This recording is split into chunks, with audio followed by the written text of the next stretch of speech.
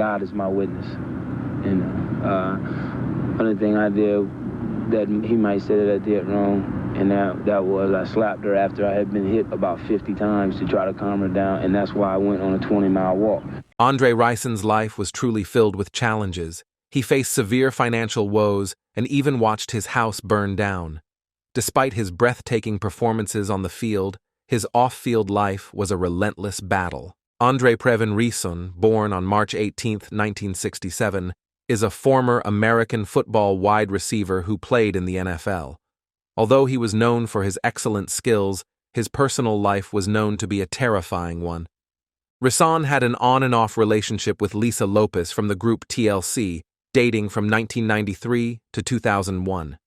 Their time together was turbulent, often marred by allegations of domestic violence. One notable incident happened in 1994 during a heated argument. In a fit of anger, Lisa set fire to Andre's shoes in the bathtub, which ended up burning their entire house down. She faced serious consequences for this and was charged with first-degree arson. In addition, Rison went bankrupt because he spent too much money on fancy things like expensive cars and big houses. Even though he earned a lot of money playing football and from endorsements, his spending was more than he could afford. He also had legal problems, especially with not paying child support, which added to his financial troubles. These issues led him to declare bankruptcy in 2007. His career, too, was met by many hurdles. The Indianapolis Colts picked Andre Rison in the first round of the 1989 NFL Draft, 22nd overall. In his rookie season, he caught 52 passes for 820 yards and scored 4 touchdowns. On April 20th, 1990, the Colts traded Rison, along with Chris Hinton, a fifth-round pick in the 1990 draft, and their first-round pick in the 1991 draft, to the Atlanta Falcons. In return, they got the Falcons' first overall pick and a fourth-round pick in the 1990 draft, which they used to select Jeff George first overall. Rison's first season with the Falcons kicked off 5 highly productive years, where he consistently ranked near the top in most receiving stats and led the NFL with 15 receiving touchdowns in 1993. After the 1994 season, Andre Rison signed a huge free agent contract with the Cleveland Browns. Art Model, who ran the team, even had to take out a loan for the signing bonus. The deal was for 5 years and $17 million, making it the most lucrative deal ever for a wide receiver at the time. Rison was expected to be the Browns' top receiver, especially since they had made the playoffs the previous year. Despite his past success, Rison had a rough season with career lows in receptions, yards, touchdowns, receptions per game, and yards per game. He also clashed with Cleveland fans, who were already upset about the team's announced move to Baltimore. Rison even received death threats in the mail. After a home loss to the Packers, where he was booed throughout the game, he lashed out saying, "We didn't make the move. So, for all the booers, fuck you too. I'll be glad when we get to Baltimore if that's the case. We don't have any home field advantage. I've never been booed at home. Baltimore's our home. Baltimore, here we come." However, Rison didn't end up moving with the team to Baltimore. He was released to make room for new first-round picks Ray Lewis and Jonathan Ogden. After that, Rison joined the Jacksonville Jaguars in the offseason. In 1996, Andre Rison started the season with the Jacksonville Jaguars, catching 34 passes for 458 yards and 2 touchdowns in the first 10 games. However, in Week 12, he had a miscommunication with quarterback Mark Brunell that led to an interception during a 28-3 loss to the Pittsburgh Steelers. This mistake caused tensions to rise between them, and Rison was released soon after. On November 20th, 1996, the Green Bay Packers claimed Rison off waivers. He played in 5 more regular season games, catching 13 passes for 135 yards and 1 touchdown. In the playoffs, including the Super Bowl, he caught 7 passes for 143 yards and 2 touchdowns. Rison made a memorable impact in Super Bowl XXX by catching the opening touchdown, helping the Packers secure a 35-21 victory. In 1997, Rison joined the Kansas City Chiefs and had one of his most productive seasons, starting all 16 games for only the second time in his career.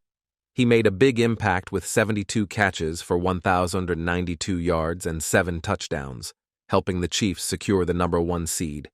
In the playoffs, despite catching 8 passes for 110 yards in the divisional round against the Denver Broncos, the Chiefs fell short, losing 14-10 to the eventual Super Bowl champions. The following year, Rison played 14 games, catching 40 passes for 542 yards and 5 touchdowns. His numbers dipped further in 1999, with 21 catches for 218 yards and no touchdowns in 15 games. Moving to the Oakland Raiders in 2000, he played in all 16 games but didn't start, finishing with 41 catches for 606 yards and 6 touchdowns. In the playoffs, he added 3 catches for 44 yards as the Raiders made a postseason run. Throughout his NFL career, Rison totaled 743 receptions for 1,205 yards and 84 touchdowns.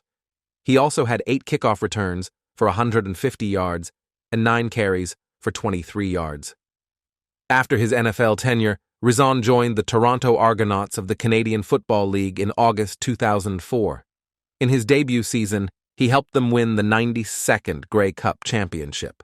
However, he was released from the team in August 2005, marking the end of his professional football career. He then went ahead and pursued coaching.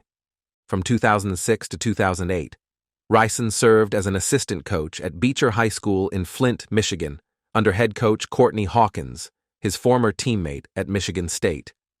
In March 2010, Rison took on a new role as the head coach of Flint Northwestern High School's football team. During the opening weeks of the 2010 and 2011 high school football seasons, Rison's Northwestern team faced off against Hawkins's Beecher team.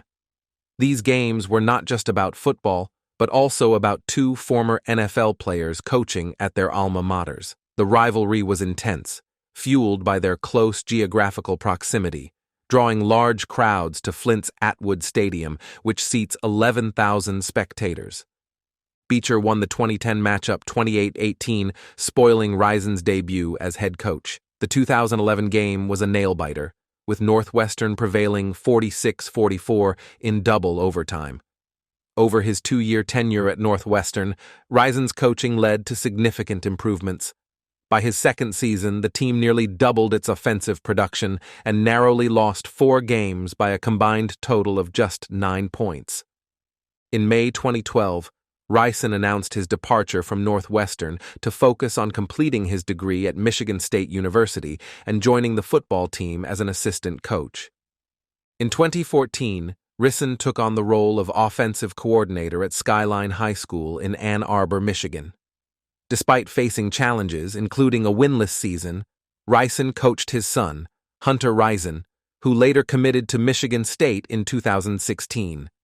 During the 2023-2024 school year, Rison served as the offensive coordinator at University Liggett School in Grosse Pointe Woods, Michigan. On June 4, 2024, he was named the interim head coach of the University Liggett team. Andre Rison wears many hats beyond coaching. He runs the Andre Rison Football Academy, where he trains wide receivers.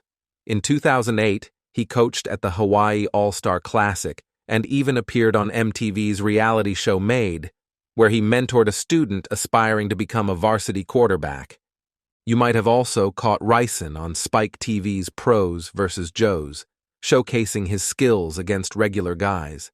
He made an unexpected appearance in TNA Impact Wrestling, stepping into the ring before encountering Abyss. Rison's financial journey was featured prominently in the 2012 ESPN 30 for 30 documentary Broke, shedding light on athletes who face financial challenges after their careers. The film was a hit at the Tribeca Film Festival and is part of ESPN's acclaimed 30 for 30 series. In recognition of his achievements, Rison was inducted into the Michigan Sports Hall of Fame in Detroit on September 15, 2017, joining a prestigious group of athletes honored for their contributions to sports. And that brings us to the end of today's video. Make sure to subscribe if you already haven't, and do comment telling us who to cover next.